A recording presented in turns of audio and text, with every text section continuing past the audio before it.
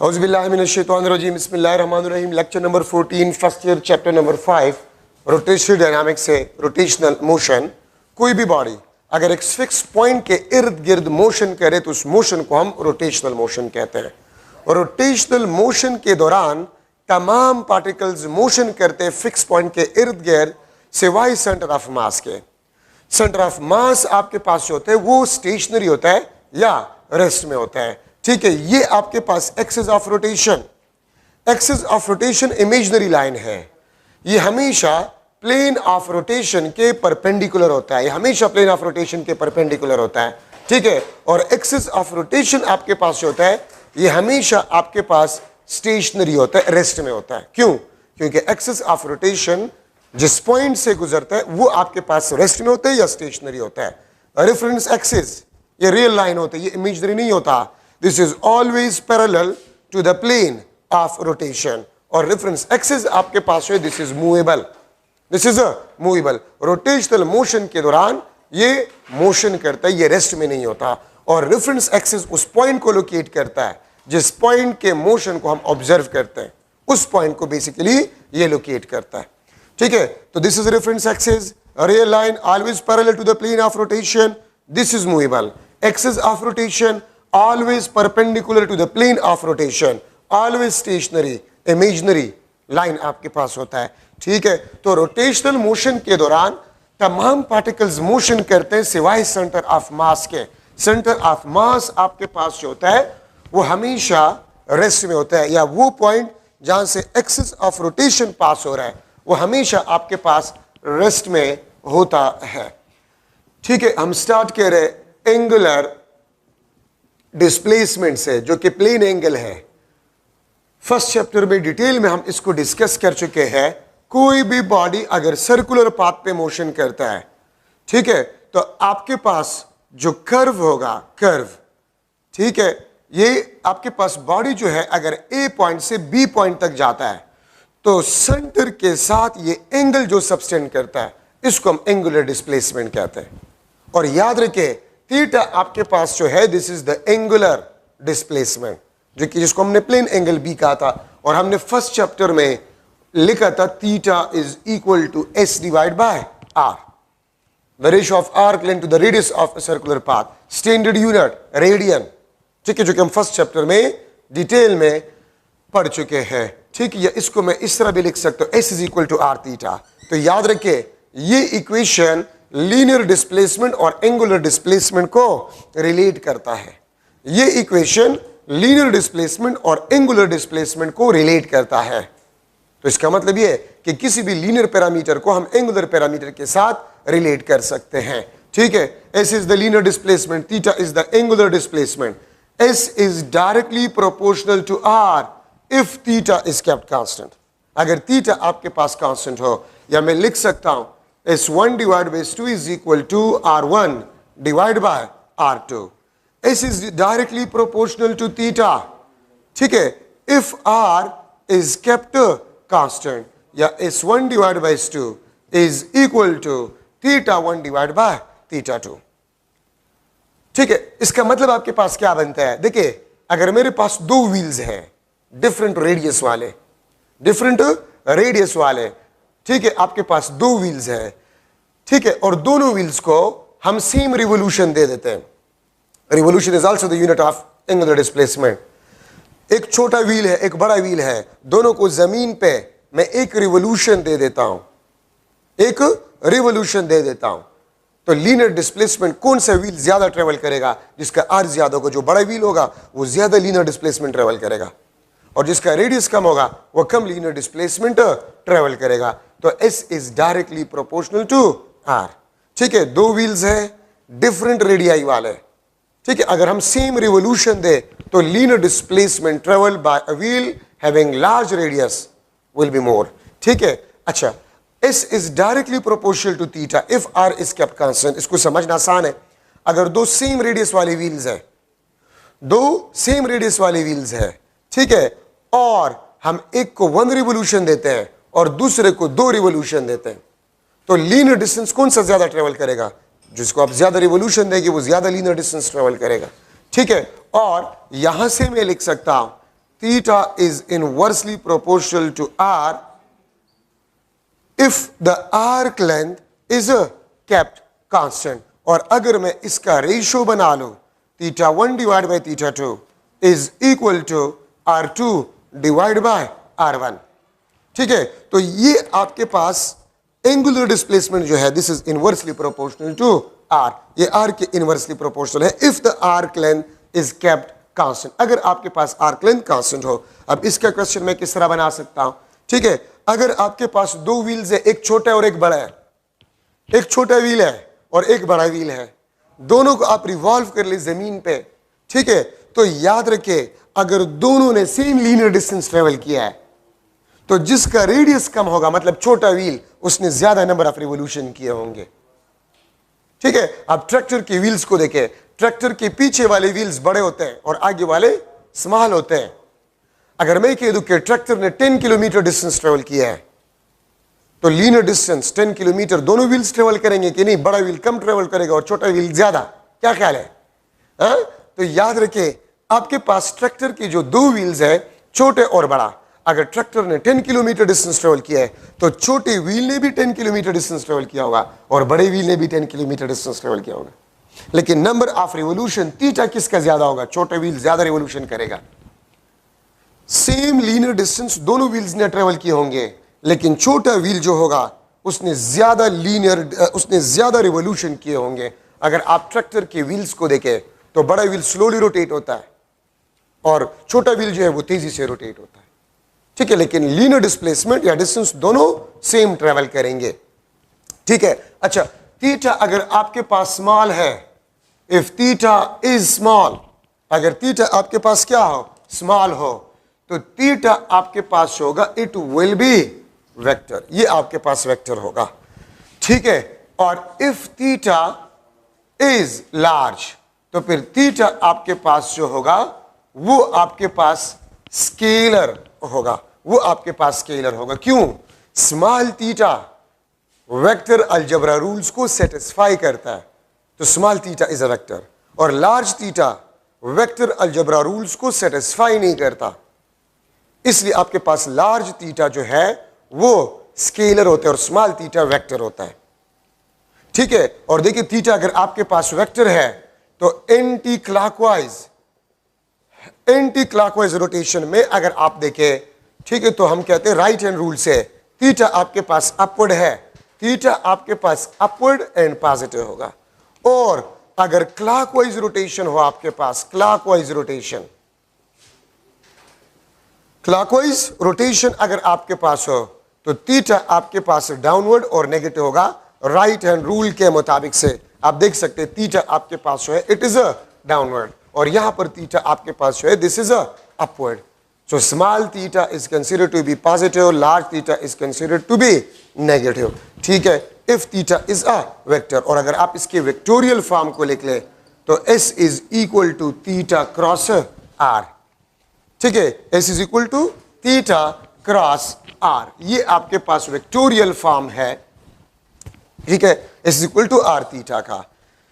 अच्छा, अब यहां पर आपके पास रेडियन स्टैंडर्ड यूनिट है, रिवोल्यूशन, ठीक है, डिग्री, मिनट्स, सेकंड्स भी आप प्लेन एंगल के लिए इस्तेमाल कर सकते हैं.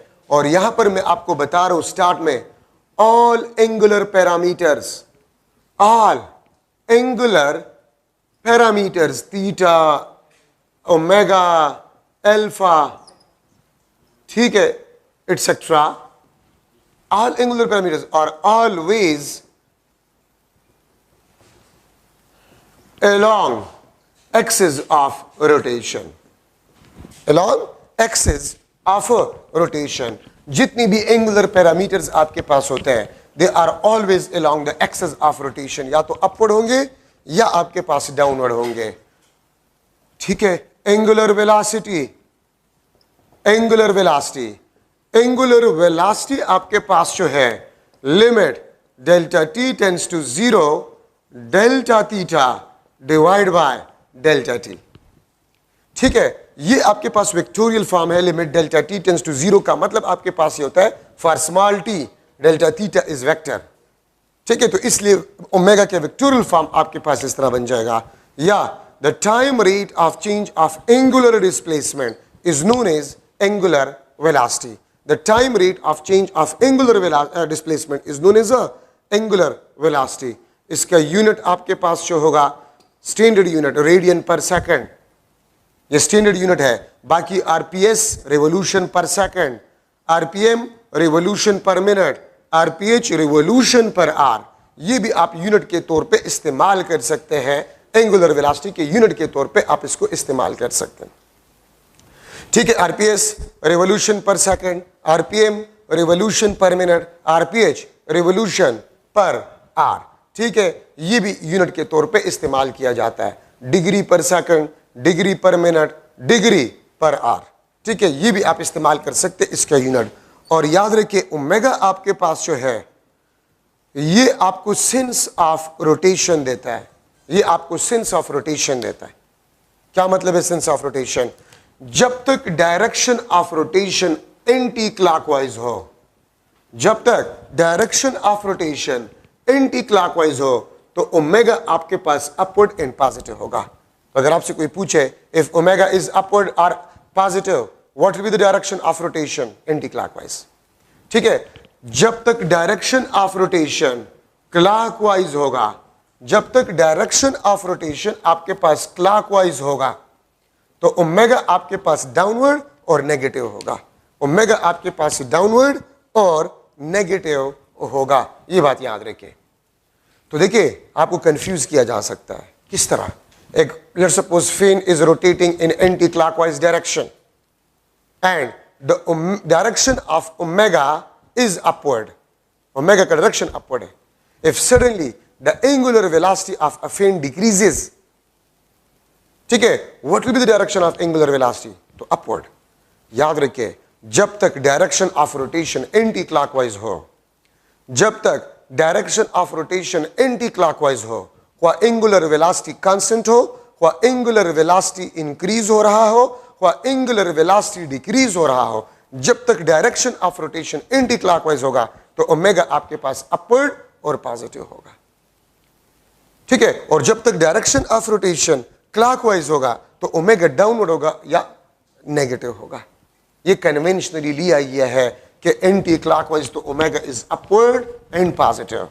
ठीक है, तो अगर मैं आपको कह दूं omega is positive, what will be the direction of rotation? Anti clockwise. If omega is negative, what will be the direction of rotation? Clockwise.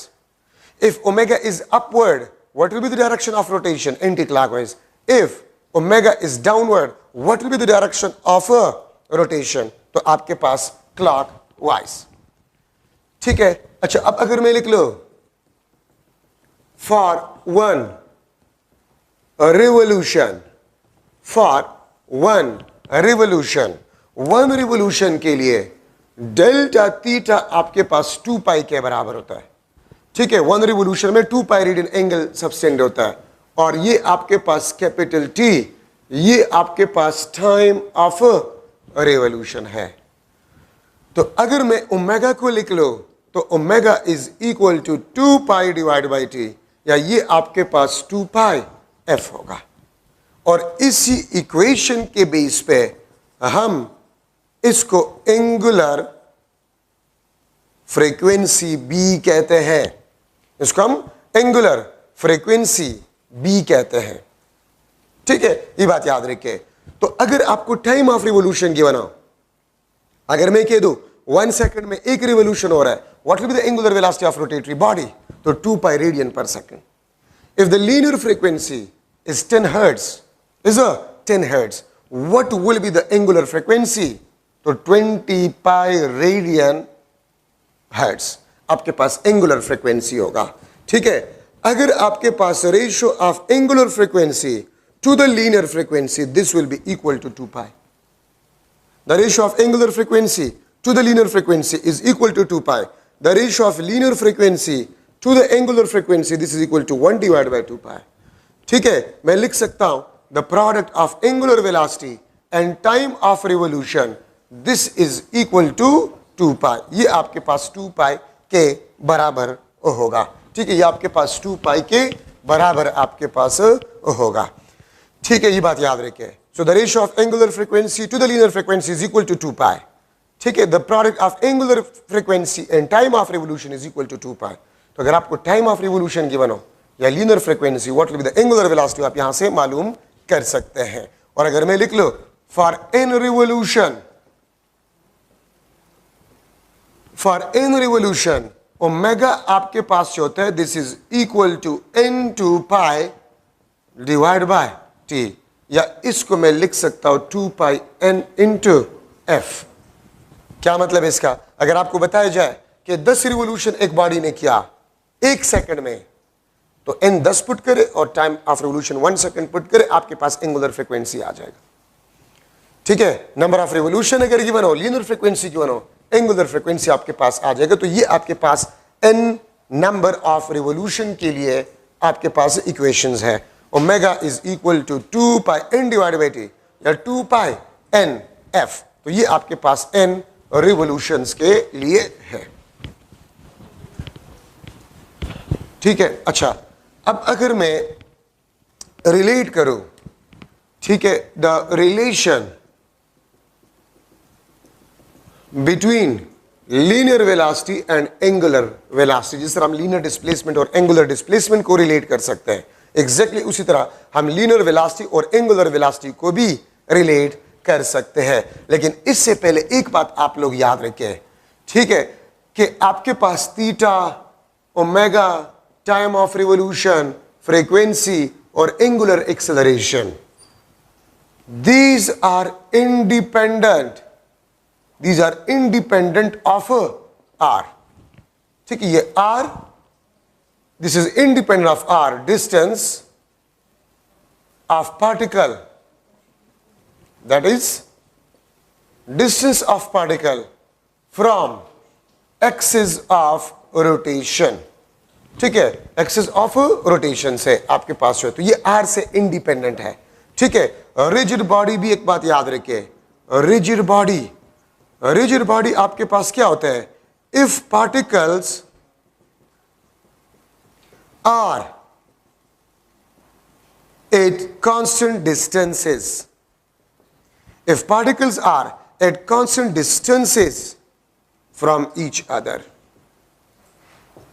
if particles are at constant distances from each other and they are interlocked, इसको हम rigid body कहते हैं,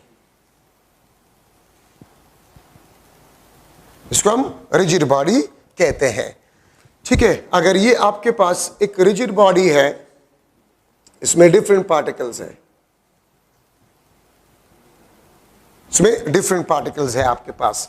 ठीक है, अगर मैं लिख लो कि इसके दरमियान डिस्टेंस d1, इसके दरमियान डिस्टेंस d2, ये d3, d1 is equal to d2 is equal to d3, means the distances are constant between the particles and they are interlocked, तो फिर इस बॉडी को हम रिजिड बॉडी कहते हैं। याद रखिए 100% rigid body is not possible, but solid bodies को हम रिजिड बॉडी कंसिडर करते हैं, सॉलिड बॉडीज को हम रिजिड बॉडी कंसिडर करते हैं। क्यों? क्योंकि अगर आप रिजिड बॉडी कंसिडर करें तो याद रखिए आपके पास जो है रोटेशनल डायनामिक्स में प्रॉब्लम सॉल्यूशन इंतहाई आसान हो जाता है। ठीक है, अगर आप सॉलिड बॉडी को रिजिड बॉडी कंसिडर करें तो देखिए, अगर ये रिजिड बॉडी है और ये आपके पास एक्सिस ऑफ रोटेशन है, तो डिफरेंट पार्टिकल्स डिफरेंट डिस्टेंसेस पे है, r1, r2, ये आपके पास r3। ठीक है, तो एक बात याद रखिए, अगर रिजिड बॉडी रोटेटरी मोशन करता है तो रिजिड बॉडी के हर एक पार्टिकल का एंगुलर डिस्प्लेसमेंट, उसका एंगुलर वेलोसिटी, उसका टाइम ऑफ रिवोल्यूशन, उसका फ्रीक्वेंसी, उसका एंगुलर एक्सेलरेशन, तमाम पार्टिकल्स के सेम होंगे। अगर आप घर में देखिए फैन लगा हुआ है, फैन एक रिजिड बॉडी आप कंसिडर करें, तो अगर फैन रोटेटरी मोशन करता है तो फैन के हर एक पार्टिकल रोटेटरी मोशन कर रहा है, या फैन अगर रिजिड बॉडी आप कंसिडर करें तो फैन का हर एक पार्टिकल अपने पोजीशन पे सर्कुलर मोशन करता है। तो अगर मैं कह दूं कि फैन का एंगुलर वेलोसिटी, फैन का एंगुलर वेलोसिटी वो 2 रिवोल्यूशन पर सेकंड है, let's suppose 2 revolution per second, आपके पास अगर एंगुलर वेलोसिटी है फैन का तो फिन के हर एक पार्टिकल का angular velocity 2 revolution per second होगा, ख्वाह पार्टिकल एक्सिस के नजदीक है ख्वाह पार्टिकल एक्सिस से दूर है। अगर मैं कह दूं कि angular displacement of a fin around its on axis is a 2 revolution per second, तो हर एक पार्टिकल 1 सेकंड में 2 रिवोल्यूशन करेंगे। एंगुलर डिस्प्लेसमेंट भी सेम होगा, टाइम ऑफ रिवोल्यूशन भी सेम होगा, फ्रीक्वेंसी भी सेम होगा। ठीक है, अगर फिन का एंगुलर एक्सेलरेशन 0 है तो हर एक पार्टिकल का एंगुलर एक्सेलरेशन 0 होगा। तो मैंने जो लिखा है theta, omega, time period, frequency और alpha, they are independent of r the distance of a particle from the axis of rotation. ठीक है, रिजिड बॉडी के डिफरेंट पार्टिकल्स का distance from axis of rotation उसको हम आर कहते हैं। तो ये बहुत इंपॉर्टेंट कंसेप्ट है, ये याद रखें। अच्छा, relation between linear velocity and angular velocity, तो v is equal to r omega, और इसको मैं इस तरह भी लिख सकता हूं, और इसको मैं इस तरह भी लिख सकता हूं, v is equal to r 2 pi divide by t, और v is equal to 2 pi r into f. ठीक है, तो ये आपके पास जो है मुख्तलिफ किस्म के इक्वेशन है फॉर द लीनियर वेलोसिटी। यहां पर मैं लिख सकता हूं v is directly proportional to r। ठीक है, if angular velocity is kept constant, या v1 divide by v2 is equal to r1 divide by r2। v is the linear velocity of every particle of a rigid body which is rotating around the fixed axis। ठीक है, तो इसका मतलब आपके पास ये बन रहा है कि रिजिड बॉडी, फॉर एग्जांपल आपका फेन है, वो रोटेटरी मोशन करे, तो उस फेन का हर एक पार्टिकल का जो लीनियर वेलोसिटी होगा, अगर डिस्टेंस डिफरेंट है तो लीनियर वेलोसिटी डिफरेंट होगा, बावजूद इसके कि एंगुलर वेलोसिटी कांस्टेंट होगा। और मैंने आपको स्टार्ट में बताया कि अगर फेन रोटेटरी मोशन करता है तो angular velocity of all the particles will be same और constant, but the linear velocity of all the particles will be different. Linear velocity आपके पास डिफरेंट पार्टिकल्स के डिफरेंट आपके पास होंगे, तो v is directly proportional to r। If omega is kept constant, तो v1 divide by v2 is equal to r1 divide by r2। तो rigid body के डिफरेंट पार्टिकल्स अगर डिफरेंट डिस्टेंसेस पे, तो उनके लीनियर वेलोसिटी आपके पास क्या होंगे, डिफरेंट होंगे। उनके लीनियर वेलोसिटीज आपके पास जो है वो डिफरेंट होंगे। ठीक है, तो ये बात आप लोग याद रखिए। अच्छा, अब यहां पर मैं लिख रहा हूं, इसका मतलब ये बना कि linear velocity is r dependent but angular velocity is independent of r. अच्छा, अब यहां से मैं लिख सकता हूं v is directly proportional to omega, v is inversely proportional to the time of revolution, v is directly proportional to the frequency। ठीक है, तो इसको मैं लिख सकता हूं, अगर आपके पास r जो है वो कांस्टेंट है, v1 divide by v2 is equal to omega 1 divide by omega 2, v1 divide by v2 is equal to t2 divide by t1, v1 divide by v2 is equal to f1 divide by f2। ठीक है, ये बात आप लोग याद रखिए।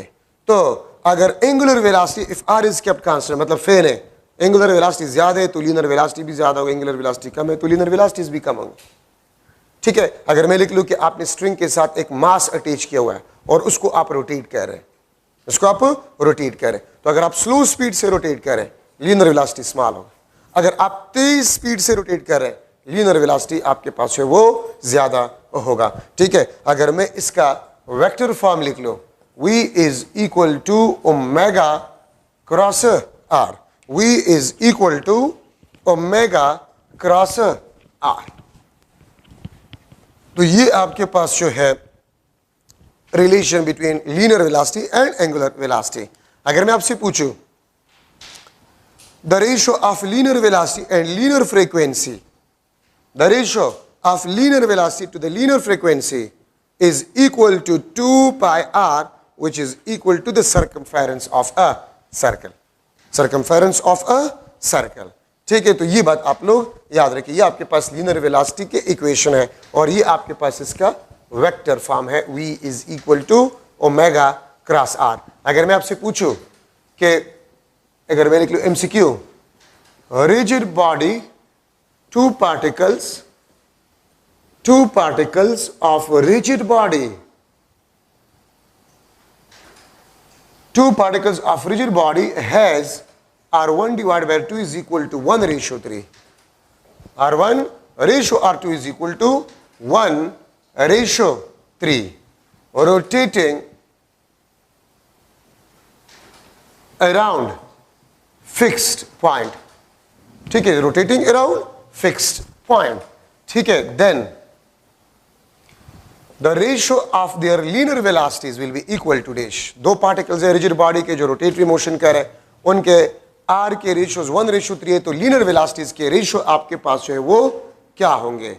1:3, 1:9, C option आपके पास 3:1 और D ऑप्शन आपके पास 1:1. ठीक है, तो आप देख सकते हैं अगर R की रेशियो 1:3 है तो लीनियर वेलोसिटीज के रेशियो आपके पास क्या होंगे? वो भी आपके पास 1:3 होगा. ये आपके पास फर्स्ट क्वेश्चन, ये फर्स्ट क्वेश्चन. सेकंड क्वेश्चन, उन दो पार्टिकल्स के एंगुलर वेलोसिटीज के रेशियो क्या होंगे? उन दोनों पार्टिकल्स के टाइम ऑफ रिवॉल्यूशन के रेशियोज आपके पास क्या होंगे? ठीक है, उन दोनों के आपके पास फ्रीक्वेंसीज के रेशियो आपके पास क्या होंगे? ठीक है, ये मैंने आपसे मुख्तलिफ क्वेश्चंस कर लिए. तो ये आपके पास 1:1, 1:1, 1:1, जो कि मैंने स्टार्ट में आपको बता दिए कि रिजिड बॉडी के तमाम पार्टिकल्स के angular velocities, time of revolution, frequency, ठीक है, वो आपके पास सेम होंगे for a single rigid body. ठीक है, अच्छा अब यहां पर मैं स्टार्ट कर रहा हूं angular acceleration. Angular acceleration, the time rate of change of angular velocity is known as angular acceleration. ठीक है, आपके पास angular acceleration होगा. ठीक है, अगर angular velocity में change आएगा तो angular acceleration प्रोड्यूस होगा, और अगर एंगुलर वेलोसिटी में चेंज नहीं आएगा तो एंगुलर एक्सेलरेशन आपके पास जीरो होगा. मैग्नीट्यूड वाइज में इसको इस तरह लिख सकता हूं, delta omega divide by delta t. Omega अगर आपके पास कांस्टेंट है तो delta omega will be zero, alpha will be equal to zero. ठीक है, और अगर ओमेगा आपके पास कांस्टेंट ना हो, वेरिएबल हो, तो फिर एंगुलर एक्सेलरेशन आपके पास प्रोड्यूस होगा. अब यहां पर मैं लिख रहा हूं number first, if delta omega is equal to positive, तो अल्फा आपके पास क्या होगा? पॉजिटिव होगा. if delta omega is equal to positive, alpha will be equal to positive. और अगर अल्फा आपके पास पॉजिटिव है तो ये मुझे दो इंफॉर्मेशन दे रहा है. Angular speed is increasing. ठीक है, एंगुलर वेलोसिटी आपके पास it will be increasing and alpha will be parallel to omega. अगर मैं कह दूं alpha is positive, alpha is positive, तो अल्फा पॉजिटिव आपको दो बातें बता रहे हैं कि angular velocity is increasing and alpha is parallel to omega. ठीक है, और अगर आपसे ये भी पूछूं कि डायरेक्शन ऑफ रोटेशन क्या होगा, तो direction of rotation may be clockwise और anti-clockwise. Direction of rotation may be clockwise or anti-clockwise. अगर अल्फा पॉजिटिव है तो अल्फा के पॉजिटिव से मैं डायरेक्शन ऑफ रोटेशन के बारे में कुछ भी नहीं बता सकता. ठीक है, तो direction may be clockwise, may be anti clockwise. हाँ, अगर अल्फा पॉजिटिव हो तो मैं इतना बता सकता हूं कि angular speed is increasing, mean speed up हो रहा है बॉडी, और alpha is parallel to omega. ठीक है, मैं दूसरा पॉइंट यहां पर लिख रहा हूं, if delta omega is negative, alpha आपके पास क्या होगा? नेगेटिव होगा. और अगर अल्फा आपके पास नेगेटिव होगा, इसका मतलब ये होगा कि angular velocity is decreasing. Angular velocity आपके पास डिक्रीज होगा. ठीक है, मीन स्लो डाउन, बॉडी आपके पास स्लो डाउन होगा. यहां पर आपके पास स्पीड अप होगा, यहां पर आपके पास स्पीड अप, और अल्फा आपके पास होगा is anti parallel to omega. Alpha आपके पास हो, this is anti parallel to omega. ठीक है, तो मैं फिर रिपीट कर रहा हूं, ओमेगा के पॉजिटिव से आप बता सकते हैं direction of rotation anti clockwise, omega के नेगेटिव से आप बता सकते हैं direction of rotation is clockwise. लेकिन अल्फा अगर पॉजिटिव है या नेगेटिव है, ठीक है, तो उससे आप ये नहीं बता सकते कि डायरेक्शन ऑफ रोटेशन आपके पास क्या होगा। ठीक है, ये बात आप लोग याद रखें। अच्छा, तो अब मैं अगर डायग्राम से थोड़ा सा आपको शो करूं, ये आपके पास एंटी क्लॉकवाइज रोटेशन है, ये एंटी क्लॉकवाइज रोटेशन है आपके पास। तो ओमेगा तो आपके पास अपवर्ड होगा और पॉजिटिव होगा, और थीटा आपको पता है this is parallel to omega, ये आपके पास थीटा पॉजिटिव। अगर मैं इसके साथ लिख लो speed up, angular speed is increasing, angular speed is increasing, तो इसका मतलब आपके पास ये होगा कि alpha is also parallel to omega. अगर एंगुलर स्पीड इंक्रीज हो रहा है सो ये आपके पास जो होगा अपवर्ड होगा। अगर मैं लू क्लॉकवाइज रोटेशन, ये आपके पास क्लॉकवाइज रोटेशन है, तो क्लॉकवाइज में तो मुझे पता चल गया ओमेगा आपके पास डाउनवर्ड और नेगेटिव, थीटा आपके पास जो है ये डाउनवर्ड और नेगेटिव, थीटा आपके पास डाउनवर्ड और नेगेटिव होगा। ठीक है, और आपके पास अगर मैं क्लॉकवाइज के साथ ये लिख लो स्लो डाउन, स्लो डाउन नहीं, मैं स्पीड अप लिख लेता हूं, क्योंकि मैंने ये स्पीड अप लिखे, मैं ये भी स्पीड अप लिख लेता हूं, स्पीड अप। ठीक है, तो अगर आपके पास स्पीड इंक्रीज हो रहा है तो एक बात आप लोग याद रखें, अल्फा आपके पास होगा it will be parallel to omega, alpha will be positive. ये भी स्पीड अप, ये भी स्पीड अप, इसमें अल्फा अपवर्ड है, इसमें अल्फा डाउनवर्ड है। लेकिन अगर आप देखें दोनों में अल्फा पॉजिटिव अल्फा पॉजिटिव, तो अगर स्पीड अप हो रहा है बॉडी, अगर बॉडी स्पीड अप हो रहा है तो alpha will be parallel to omega, alpha will be parallel to omega. ठीक है, देखिए एक जगह पर एंटी क्लॉकवाइज है, दूसरी जगह पर क्लॉकवाइज रोटेशन है। अगर मैं इस तरह बना लूं, ये आपके पास anti clockwise rotation, anti clockwise rotation, और अगर मैं लिख लो स्लो डाउन, अगर मैं लिख लूं स्लो डाउन, ये आपके पास अगर एंटी क्लॉकवाइज रोटेशन है तो एंटी क्लॉकवाइज में तो ओमेगा आपके पास अपवर्ड और पॉजिटिव होगा। ठीक है, थीटा आपके पास ये अपवर्ड एंड पॉजिटिव होगा। ठीक है, और अगर ये स्लो डाउन हो रहा है तो ये आपके पास अल्फा का डायरेक्शन है which is negative, anti parallel to omega, क्योंकि स्लो डाउन हो रहा है, अल्फा नेगेटिव है तो एंटी पैरेलल टू ओमेगा। अगर आपके पास क्लॉकवाइज रोटेशन है, क्लॉकवाइज रोटेशन स्लो डाउन, तो क्लॉकवाइज में हमें पता है ओमेगा आपके पास डाउनवर्ड नेगेटिव, थीटा आपके पास जो है इट इज डाउनवर्ड नेगेटिव, और अगर ये आपके पास स्लो डाउन हो रहा है तो आपके पास alpha will be anti parallel to omega. ठीक है, तो ये डायग्राम, चार डायग्राम्स आपको ये बता रहा है कि अगर अल्फा पॉजिटिव यहां पर अपवर्ड, अल्फा पॉजिटिव यहां पर डाउनवर्ड, यहां पर एंटी क्लॉकवाइज, यहां पर clockwise, alpha negative anti clockwise, यहां पर अल्फा नेगेटिव क्लॉकवाइज। तो अल्फा के पॉजिटिव से मैं डायरेक्शन ऑफ रोटेशन के बारे में नहीं बता सकता, अल्फा के पॉजिटिव या नेगेटिव से मैं डायरेक्शन ऑफ रोटेशन के बारे में नहीं बता सकता। हाँ, अल्फा के पॉजिटिव और नेगेटिव से मैं सिर्फ ये बता सकता हूं कि स्पीड इंक्रीज हो रहा है कि डिक्रीज हो रहा है, अल्फा ओमेगा के पैरेलल होगा या एंटी पैरेलल होगा।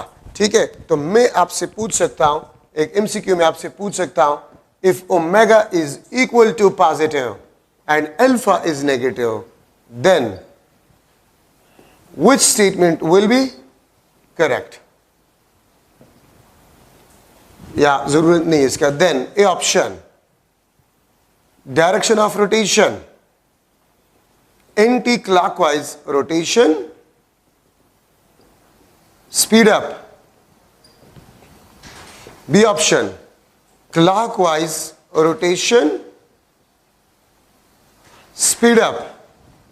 C option, anti-clockwise rotation or speed up, D option anti clockwise rotation और स्लो डाउन। अगर अल्फा नेगेटिव तो स्पीड अप और स्पीड अप, ये आपके पास क्लॉकवाइज स्पीड अप, ये आपके पास क्लॉकवाइज स्लो डाउन। तो स्पीड अप और स्पीड अप तो नहीं होगा क्योंकि अल्फा नेगेटिव है। तो इन दोनों में आपके पास स्पीड अप, ये मैंने कहा पर clockwise rotation slow down, clockwise rotation speed up, anti clockwise speed up, anti clockwise rotation, ये आपके पास स्लो डाउन, ये आपके पास स्लो डाउन। ठीक है, तो देखिए स्पीड अप वाले आंसर तो आपके पास नहीं, स्लो डाउन में होगा क्योंकि अल्फा नेगेटिव है। ओमेगा पॉजिटिव तो एंटी क्लॉकवाइज रोटेशन, ये आपके पास करेक्ट ऑप्शन होगा। ठीक है, तो इस किस्म के क्वेश्चंस आपके पास आ सकते हैं। तो ये आपके पास एंगुलर एक्सेलरेशन में इंपॉर्टेंट डिस्कशन आपके पास बन गया है। ठीक है, अब देखिए अगर मैं लूं ये आपके पास डायरेक्शन ऑफ मोशन है या वेलोसिटी का डायरेक्शन है और आप along a direction of motion force लगा रहे हैं, तो ये फोर्स F आपके पास जो है इट कैन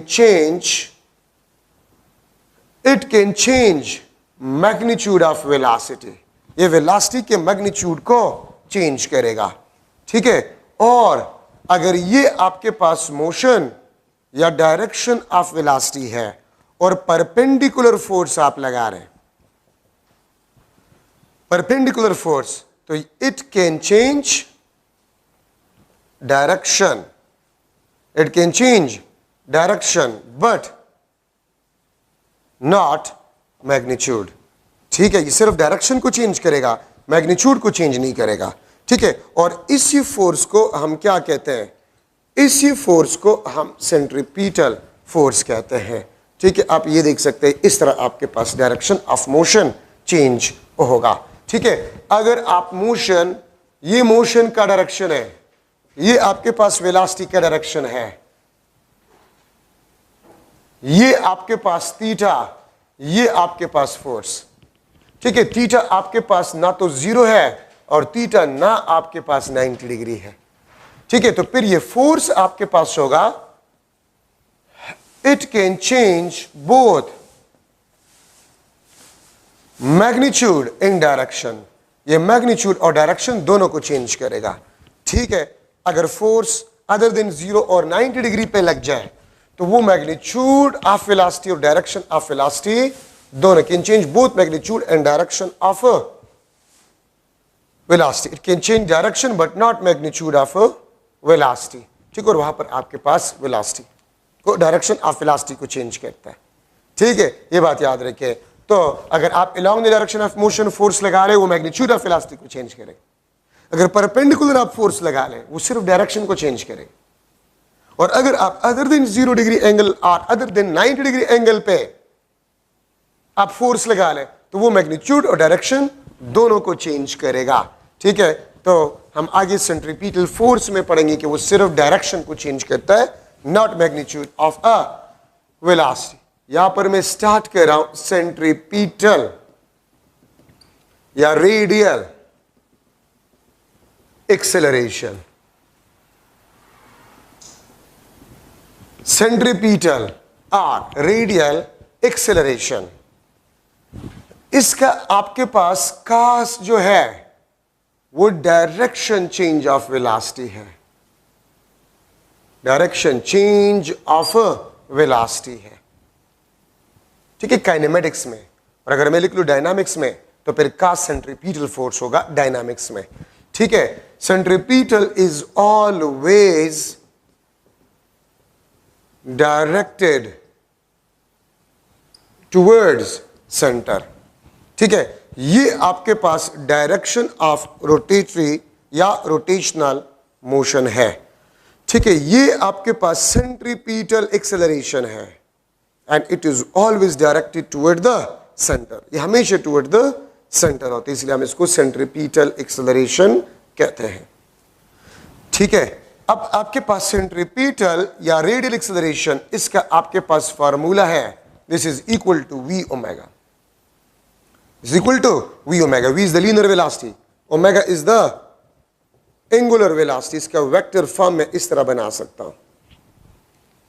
ठीक है, तो ये अगर लीनियर वेलोसिटी गिवन हो और एंगुलर वेलोसिटी गिवन हो और आपसे पूछ लिया जाए what will be the centripetal acceleration, तो आप इस फार्मूले से सेंट्रीपिटल एक्सेलरेशन को मालूम कर सकते हैं।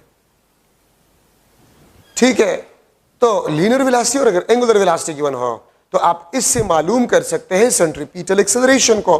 अच्छा, अब देखिए थोड़ा सा मैं इससे मुख्तलिफ और इक्वेशंस निकाल रहा हूं। अगर मैं यहां पर ओमेगा के बजाय पुट कर लूं v और ओमेगा के बजाय 2 pi divide by T,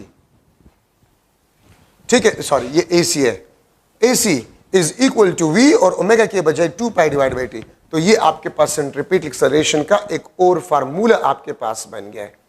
AC ये आपके पास 2 पाई v into f, quantity is f. This is also the equation of a centripetal acceleration. Second आपके पास जो है, अगर मैं v को r ओमेगा पुट कर लो, अगर v को मैं r ओमेगा पुट कर लो, AC आपके पास equal to r omega square, AC is equal to r omega square. मैंने v को r ओमेगा पुट कर लिया है, ठीक है, तो मैं इसको इस तरह भी लिख सकता हूं, AC is equal to r 4 pi square divide by t square.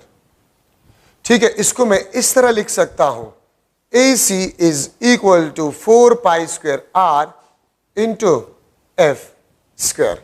ये आपके पास सेंट्रीपिटल एक्सेलरेशन के और फार्मूले आ गए। v is equal to r omega, तो r ओमेगा स्क्वायर, ठीक है, omega square 4 pi square divide by t square, और टी स्क्वायर को मैं एफ स्क्वायर से रिप्लेस कर सकता हूं।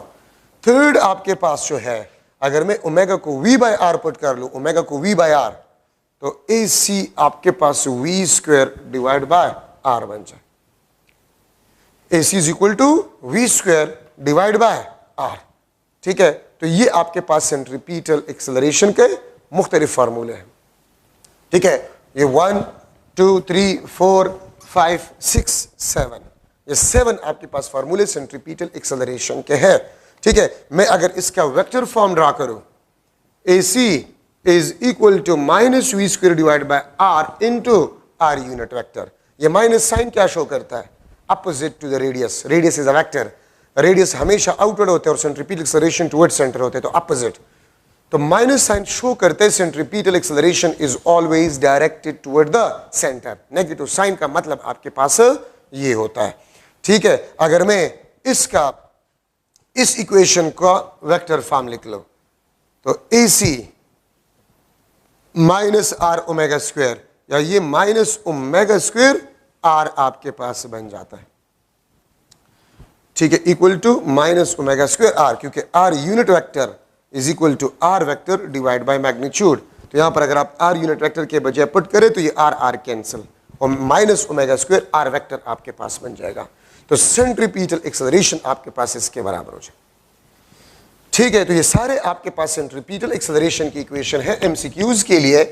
AC is directly proportional to omega square, AC is inversely proportional to t square, AC is directly proportional to f square, AC is directly proportional to the square of linear velocity, AC is inversely proportional to the radius of a circular path.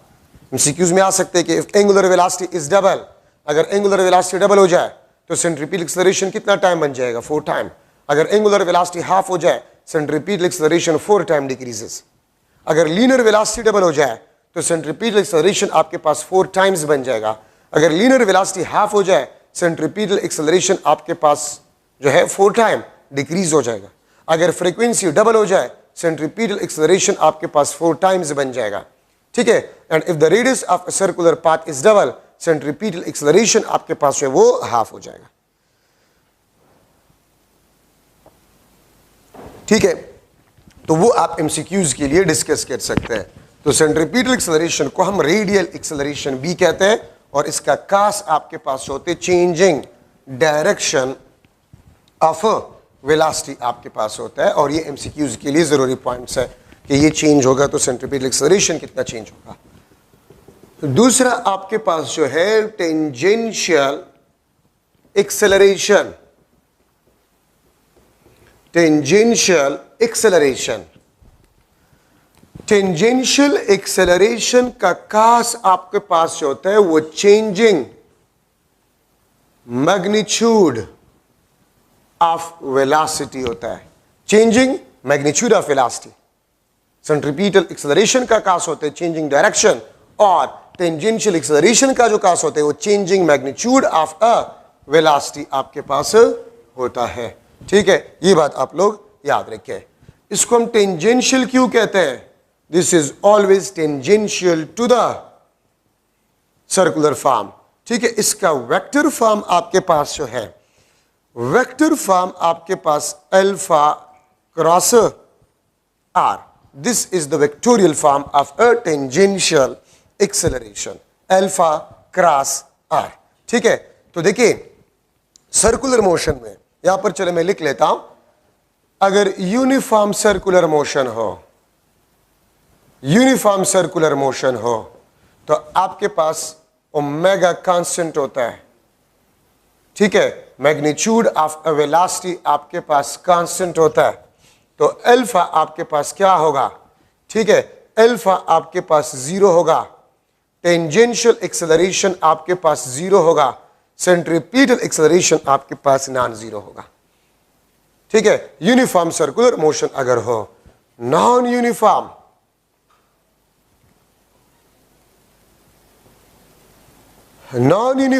Circular motion अगर आपके पास है, omega naught constant, omega आपके पास constant नहीं होगा, magnitude of a velocity is not constant.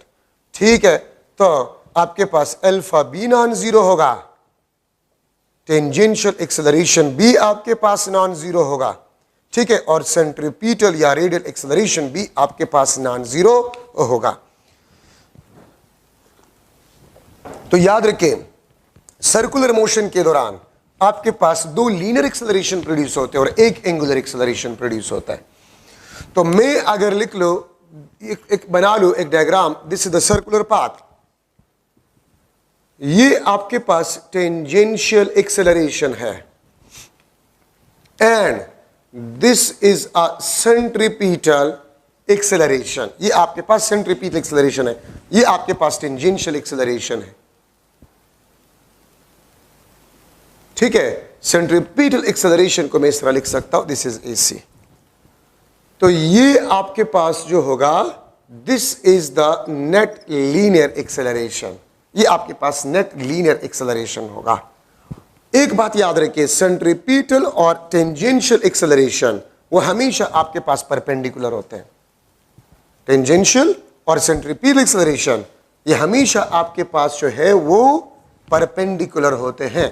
तो आपके पास net linear acceleration AC² plus AT² under the root, ये आपके पास नेट लीनियर एक्सेलरेशन होगा।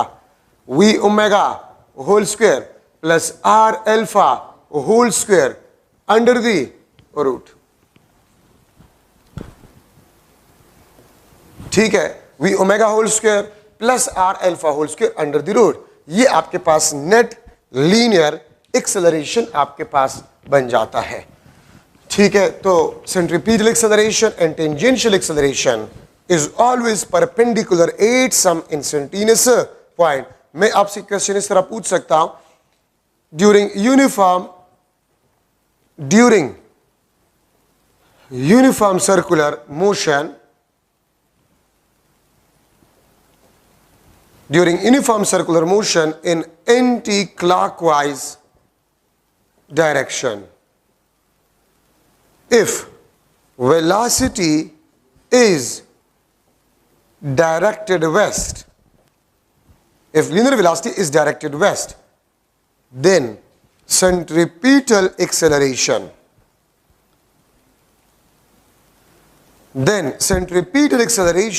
at that point will be, then centripetal acceleration at that point will be directed dash, directed dash। ठीक है, ये आपके पास जो है east, west, north, D option south. तो देखिए अगर एंटी क्लॉकवाइज डायरेक्शन है, ये आपके पास एंटी क्लॉकवाइज डायरेक्शन है, तो वेलोसिटी का डायरेक्शन क्या है? वेस्ट। अब ये देखिए वेलोसिटी इस पॉइंट पे आपके पास डायरेक्टेड वेस्ट है। अगर इस पॉइंट पे आपके पास वेलोसिटी डायरेक्टेड वेस्ट है, तो इसी पॉइंट पे आपके पास सेंट्रीपिटल एक्सेलरेशन जो है वो directed south, directed south, east west north south. ठीक है, तो सेंट्रीपिटल एक्सेलरेशन डायरेक्टेड साउथ है इस पॉइंट पे। ठीक है, तो ये आपके पास सेंट्रीपिटल एक्सेलरेशन, और इसमें आपके पास जरूरी से पॉइंट्स बन गए। ठीक है, अच्छा अब सेंट्रीपिटल फोर्स है, सेंट्रीपिटल फोर्स वो फोर्स जो सिर्फ और सिर्फ डायरेक्शन ऑफ वेलोसिटी को चेंज कर जाए, उसको हम सेंट्रीपिटल फोर्स कहते हैं। ठीक है, सेंट्रीपिटल फोर्स वो फोर्स होता है जो सिर्फ और सिर्फ डायरेक्शन ऑफ वेलोसिटी को चेंज करे, मैग्नीट्यूड ऑफ वेलोसिटी को नहीं, उसको बेसिकली हम सेंट्रीपिटल फोर्स कहते हैं। Centripetal force is always perpendicular to the velocity. And remember, the work done by centripetal force will be always zero. Work done by centripetal force will be always zero. ठीक है, ये बात आप लोग याद रखें। तो जितनी भी इक्वेशन हम पढ़ चुके हैं सेंट्रीपिटल एक्सेलरेशन के, V ओमेगा, वो सारे फॉर्मूले आप सेंट्रीपिटल फोर्स के लिए भी लिख सकते हैं। ठीक है, ये बात आप लोग याद रखें। अच्छा, अब सेंट्रीपिटल एक्सेलरेशन में आपके पास जो है जितने फॉर्मूले हम लिख चुके, v omega v square divide by r, ठीक है, m r omega r omega square वगैरह, ठीक है, उसको आप यहां पर पुट करें, आपके पास सेंट्रीपिटल फोर्स के इक्वेशन आ जाएंगे। Work done by centripetal force is always zero, centripetal force is always directed toward the centre. ठीक है, और सेंट्रीपिटल फोर्स का जो रिएक्शन फोर्स होता है उसको हम सेंट्रीफ्यूगल फोर्स कहते हैं, उसको हम सेंट्रीफ्यूगल फोर्स कहते हैं। Centrifugal force is always directed outward और centripetal force is always directed toward the centre. ठीक है, ये बात याद रखें। अच्छा, अब अगर मैं ले रहा हूं यूनिफॉर्म सर्कुलर मोशन, तो यूनिफॉर्म सर्कुलर मोशन में मैग्नीट्यूड ऑफ वेलोसिटी कांस्टेंट होता है, एंगुलर वेलोसिटी आपके पास कांस्टेंट होता है, अल्फा आपके पास क्या होता है? जीरो। ठीक है, यूनिफॉर्म सर्कुलर मोशन दो पाथ पे आपके पास है, हॉरिजॉन्टल सर्कुलर पाथ पे, हॉरिजॉन्टल सर्कुलर पाथ पे, वर्टिकल सर्कुलर पाथ पे। एक आपके पास हॉरिजॉन्टल सर्कुलर पाथ पे और दूसरा आपके पास वर्टिकल सर्कुलर पाथ पे है। ठीक है, हॉरिजॉन्टल सर्कुलर पाथ, ये आपके पास हॉरिजॉन्टल सर्कुलर पाथ है। अगर आप एक बॉडी को इस रोटेट करें इस तरह, तो ये हॉरिजॉन्टल सर्कुलर पाथ कहलाता है। तो हॉरिजॉन्टल सर्कुलर पाथ में अगर आप देखें, इस बॉडी का जो वेट होता है डाउनवर्ड और टेंशन इन स्ट्रिंग, ठीक है, वो आपके पास टुवर्ड द सेंटर, जो कि सेंट्रीपिटल फोर्स होता है। ठीक है, तो एक बात याद रखें, theta is equal to 90 degree between tension and weight of a body always. Horizontal circular path पे अगर एक बॉडी मोशन करे तो वेट और टेंशन इन स्ट्रिंग के दरमियान हमेशा 90 डिग्री एंगल होगा। किसी भी पॉइंट पे आप किसी बॉडी को इस रोटेट करें हॉरिजॉन्टल सर्कुलर पाथ पे, तो वेट और टेंशन इन स्ट्रिंग वो हमेशा आपके पास परपेंडिकुलर होते हैं। ठीक है, तो इसीलिए टेंशन और सेंट्रीपिटल फोर्स बराबर होते हैं, m v square divide by l, which is equal to constant. Centripetal force आपके पास जो होता है वो कांस्टेंट होता है फॉर यूनिफॉर्म सर्कुलर मोशन।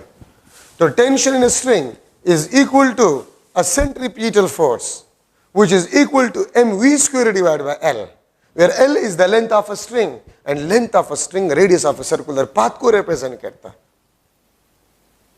ठीक है, ये याद रखें। तो टेंशन और FC हमेशा बराबर होंगे, वो कांस्टेंट होंगे। क्यों? बिकॉज टेंशन और वेट आपके पास होते हैं वो हमेशा परपेंडिकुलर होते हैं। ठीक है, अच्छा अगर वर्टिकल सर्कुलर पाथ हो, इस पाथ पे आप कोई बॉडी को रोटेट कर रहे हैं, इस पाथ पे लाइक दिस स्ट्रिंग है और आप इस तरह इसको रोटेट कर रहे हैं, the motion is on a vertical circular path, इस तरह रोटेट कर रहे हैं हॉरिजॉन्टल सर्कुलर पाथ। ठीक है, तो याद रखें ये पॉइंट आपके पास जो है, this is the highest point, ये आपके पास हाईएस्ट पॉइंट कहलाता है। ठीक है, ये आपके पास हाईएस्ट पॉइंट कहलाता है। ठीक है, और हाईएस्ट पॉइंट पे अगर आप लोग देखें वेट और हाईएस्ट पॉइंट पे tension, they are parallel, theta आपके पास 0 होता है। हाईएस्ट पॉइंट पे आपके पास थीटा जो है this is equal to 0 between tension and weight of a body. तो सेंट्रीपिटल फोर्स आपके पास जो होगा, centripetal force this will be equal to weight plus tension at highest point, और टेंशन एट हाईएस्ट पॉइंट आपके पास जो होगा this will be equal to FC minus W, FC minus W। अगर आप सेंट्रीपिटल फोर्स से वेट को subtract करें, आपके पास हाईएस्ट पॉइंट पे टेंशन आ जाएगा, और याद रखें ये आपके पास मिनिमम टेंशन है।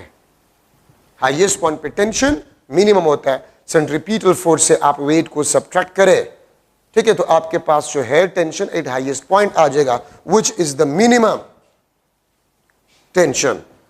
ये आपके पास भी पॉइंट है, इसको बेसिकली हम कहते हैं this is a bottom point. और बॉटम पॉइंट पे अगर आप देख ले वेट डाउनवर्ड, टेंशन आपके पास जो है वो अपवर्ड है, टेंशन एट बॉटम, और यही आपके पास सेंट्रीपिटल फोर्स भी इसी डायरेक्शन में है। तो बॉटम पे अगर आप देखें tension theta is equal to 180 degree between tension and weight, ये आप देख सकते हैं। ठीक है, और मैं लिख सकता हूं centripetal force TB minus W होगा, या TB आपके पास FC प्लस W होगा। और याद रखें बॉटम पॉइंट पे जो टेंशन आपके पास होता है स्ट्रिंग में, maximum tension in a string, bottom पे tension in a string maximum होगा, हाईएस्ट पॉइंट पे टेंशन स्ट्रिंग में मिनिमम होगा। ठीक है, तो मैं वर्टिकल सर्कुलर पाथ पे ये लिख सकता हूं कि आपके पास टेंशन और सेंट्रीपिटल फोर्स हर जगह पर बराबर नहीं होते। ठीक है, सेंट्रीपिटल फोर्स आपके पास कांस्टेंट होता है, लेकिन टेंशन आपके पास जो होता है it is a not constant. क्यों? क्योंकि थीटा वो चेंज होते हैं between weight and tension. Theta आपके पास जो है वो टेंशन और वेट के दरमियान वेरी होते हैं फ्रॉम 0 टू 180 डिग्री। ठीक है, तो इसलिए टेंशन कांस्टेंट आपके पास नहीं होता। ठीक है, और ये इक्वेशन आप याद रखें, अगर आपको ये बताया जाए कि वर्टिकल सर्कुलर पाथ पे एक बॉडी रोटेटरी मोशन कर रहा है, the centripetal force is 60 newton where the weight of a body is 10 newton, then what will be the tension in a string at highest point? तो 60 minus 10 50 newton आपके पास highest point पे tension होगा, जो कि मिनिमम होगा। ठीक है, और अगर weight of a body 10 newton है और सेंट्रीपिटल फोर्स 60 न्यूटन है, वर्टिकल सर्कुलर पाथ पे मोशन हो रहा है, तो बॉटम पॉइंट पे जो टेंशन होगा स्ट्रिंग में वो 60 प्लस 10 70 न्यूटन आपके पास होगा, which is the maximum tension. तो वर्टिकल सर्कुलर पाथ और हॉरिजॉन्टल सर्कुलर पाथ में आपके पास ये जरूरी पॉइंट्स है।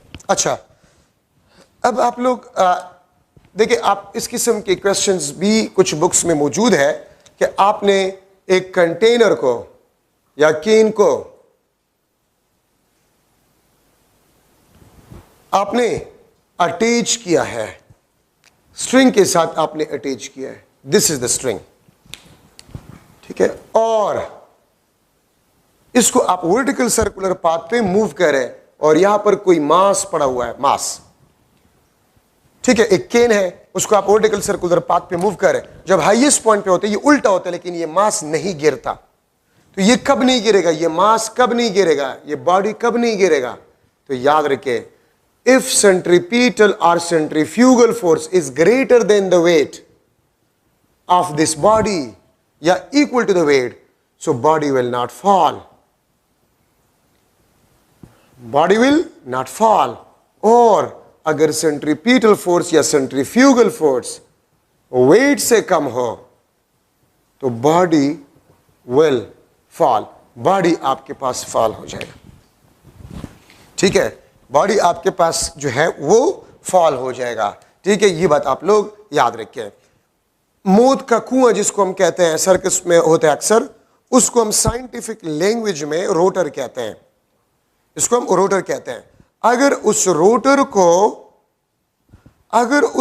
को हम रोटेट करें अराउंड अ फिक्स पॉइंट, अगर इसको हम रोटेट करें अराउंड अ फिक्स पॉइंट, ठीक है, with a constant angular velocity, और यहां पर एक कोई आदमी है, वो यहां पर खड़ा है, बिल्कुल दीवार के साथ खड़ा है, जिस तरह आप ये देखें, इस तरह दीवार के साथ आप खड़े, और इस रोटर को रोटेट किया जाए अराउंड अ फिक्स पॉइंट, और इसके पांव के नीचे से इस फ्लोर को खोल जाए तो ये बंदा नहीं गिरेगा।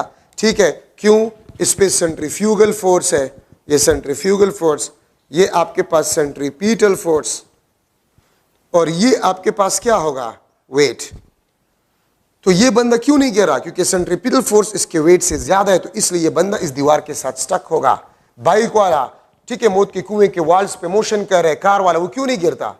रोटेशन के दौरान अगर सेंट्रीपिटल और सेंट्रीफ्यूगल फोर्स उस कार के वेट से ज्यादा हो, वो कार नहीं गिरेगा, लेकिन अगर वो स्लो हो जाए, वो सीधे नीचे गिरेगा, क्योंकि फिर वेट ज्यादा हो जाएगा। ठीक है, तो ये आपके पास जो है, इसमें जरूरी पॉइंट्स आपके पास बन गए सर्कुलर मोशन में। ट्रांसलेटरी मोशन आपके पास दो किस्म के है। Translatory motion, curvilinear and rectilinear. Rectilinear mean straight path पे motion, curvilinear mean curve path पे मोशन। बाकी है दोनों आपके पास लीनियर या ट्रांसलेटरी मोशन आपके पास है। अच्छा, अब यहां पर हम डिस्कस कर रहे moment of inertia. Moment of inertia, the property of a rotatory body due to which it resist change in state of rest और यूनिफॉर्म रोटेशनल मोशन। किसी भी बॉडी का वो प्रॉपर्टी जिसकी वजह से एक बॉडी अपने स्टेट ऑफ रेस्ट में चेंज लाने को अपोज करे या यूनिफॉर्म रोटेशनल मोशन में चेंज लाने को अपोज करे, उस प्रॉपर्टी को हम कहते हैं मोमेंट ऑफ इनर्शिया। याद रखे, torque is equal to I alpha. ये आपके पास न्यूटन सेकंड लॉ है in rotational dynamics, in rotational dynamics. ठीक है, torque is equal to I alpha, this is the Newton second law in a rotational dynamics. ठीक है, और इस टॉर्क को हम कहते हैं, this is the rotational analog of force in rotational dynamics.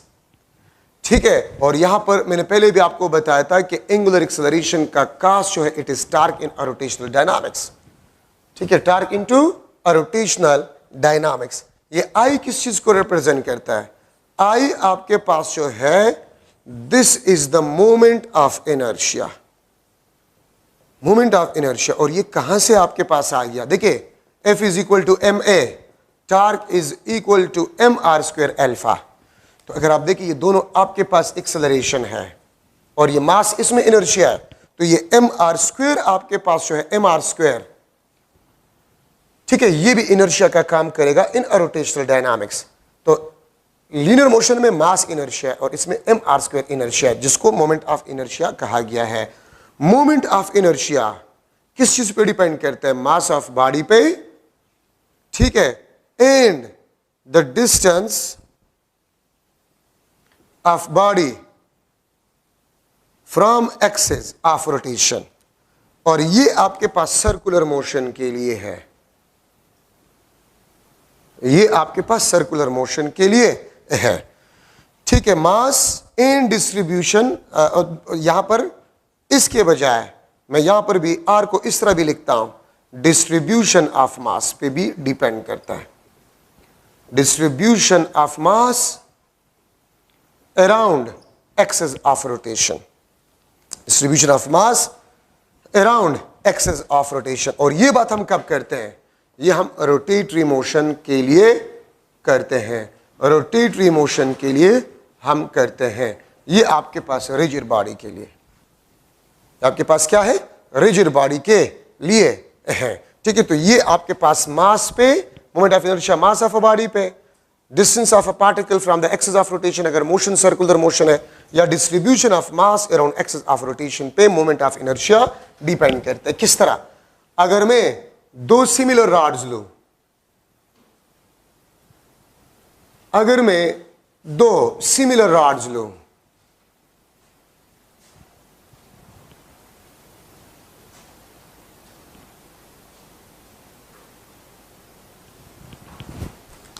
ठीक है, ये दोनों आपके पास सिमिलर रॉड्स है, ठीक है।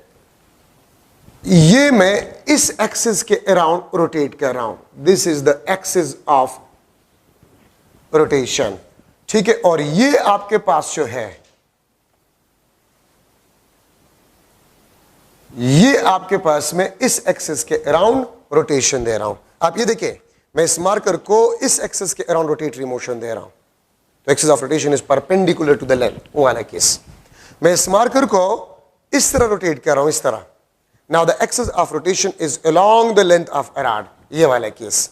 सिमिलर रॉड्स है, इसका मोमेंट ऑफ इनर्शिया I1, इसका मोमेंट ऑफ इनर्शिया I2, बावजूद इसके कि रॉड सिमिलर है, लेकिन moment of inertia will be different, उसका मोमेंट ऑफ इनर्शिया ज्यादा है। क्यों? Because the mass is distributed away from the axis of rotation, ठीक है। ये आपके पास R, ये आपके पास R, the distribution of mass around the axis of rotation। इस केस में mass is distributed away from the axis of near to the axis of rotation। R देखिए, mass करीब करीब डिस्ट्रीब्यूटेड है एक्सिस के, उसमें दूर डिस्ट्रीब्यूटेड है, तो मास डिस्ट्रीब्यूट है अवे फ्रॉम द एक्सिस, इसमें नजदीक डिस्ट्रीब्यूटेड है। तो अगर डिस्ट्रीब्यूशन ऑफ मास अवे है from the axis of rotation, तो मोमेंट ऑफ इनर्शिया ग्रेटर होगा। यहां पर नजदीक मास डिस्ट्रीब्यूटेड है, तो मोमेंट ऑफ इनर्शिया आपके पास जो इस केस में कम होगा, ठीक है। तो उसका मोमेंट ऑफ इनर्शिया ज्यादा है। सिमिलर रॉड है लेकिन एक्सिस ऑफ रोटेशन डिफरेंट है, तो मोमेंट ऑफ इनर्शिया डिफरेंट। इसलिए प्रीवियस पेपर्स में अगर आप एमसीक्यू को देख ले कि मोमेंट ऑफ इनर्शिया किन चीजों पे डिपेंड करता है, तो मास पे, डिस्ट्रीब्यूशन ऑफ मास पे, distance of a body from axis, और एक चीज जो आपको यहां पर इस फार्मूले में नजर नहीं आ रहा, वो एक्सिस ऑफ रोटेशन है। एक्सिस ऑफ रोटेशन पे भी डिपेंड करता है। अगर इस रॉड का एक्सिस ऑफ रोटेशन आप यहां पर बना लें, तो फिर भी मोमेंट ऑफ इनर्शिया चेंज होगा। तो एक्सिस ऑफ रोटेशन पे भी मोमेंट ऑफ इनर्शिया डिपेंड करता है। दूसरा एग्जांपल है, लेट्स सपोज ये आपके पास डिस्क है, ये आपके पास डिस्क है, मास ऑफ अ डिस्क, ठीक है, md है, और इसका रेडियस आपके पास जो दिस इज rd, ठीक है। दूसरा आपके पास रिंग है, रिंग, ये आपके पास रिंग है, दिस इज रिंग, ठीक है। इसका मास आपके पास मास ऑफ अ रिंग, और इसका रेडियस आपके पास rr। अगर मैं लिख लो कि आपके पास मास जो है डिस्क और रिंग दोनों के मासेस बराबर है, ठीक है। अगर मैं कह दूं mass of a disc is equal to mass of a ring, radius of a disc is equal to radius of a ring, mass भी सेम है, रेडियस भी सेम है, तो क्या मोमेंट ऑफ इनर्शिया सेम होगा? इसका मोमेंट ऑफ इनर्शिया Id और इसका मोमेंट ऑफ इनर्शिया Ir। तो सेम मास सेम रेडियस, लेकिन डिस्क का जो मास है वो एक्सिस के नजदीक यूनिफॉर्मली डिस्ट्रीब्यूटेड है, और रिंग का जो मास है वो एक्सिस ऑफ रोटेशन से दूर डिस्ट्रीब्यूटेड है, ठीक है। तो आप देख सकते हैं डिस्क का जो मोमेंट ऑफ इनर्शिया है दैट इज हाफ mr², और रिंग का जो मोमेंट ऑफ इनर्शिया वो mr² है। और आप देख सकते हैं कि रिंग का मोमेंट ऑफ इनर्शिया वो डिस्क के डबल है। डबल क्यों? रिंग में mass distributed away from the axis, ये एक्सिस ऑफ रोटेशन है, तो ये खाली है, मास दूर दूर डिस्ट्रीब्यूटेड है from the axis of rotation. ठीक है, यहां पर आपके पास जो है ये एक्सेस ऑफ रोटेशन है, the mass is uniformly distributed about the axis of rotation. ठीक है, तो मोमेंट ऑफ इनर्शिया रिंग का ज्यादा है बावजूद इसके कि मास ऑलरेडी सेम है। तो देखिए आपने मोमेंट ऑफ इनर्शिया को याद करना होगा, मुख्तलिफ बॉडीज के, स्फेयर का, रिंग का, डिस्क का, रॉड का मोमेंट ऑफ इनर्शिया आप लोगों ने याद करने होंगे। ठीक है, उसका कोई तरीका मैं आपको नहीं सिखा सकता। ठीक है, तो ये आपने याद करने होंगे। लेकिन एक बात याद रखिए कि मोमेंट ऑफ इनर्शिया मास पे, डिस्ट्रीब्यूशन ऑफ मास पे, the distance of the particle from the axis of rotation और एक्सेस ऑफ रोटेशन पे डिपेंड करता है। ठीक है, ये बात याद रखिए।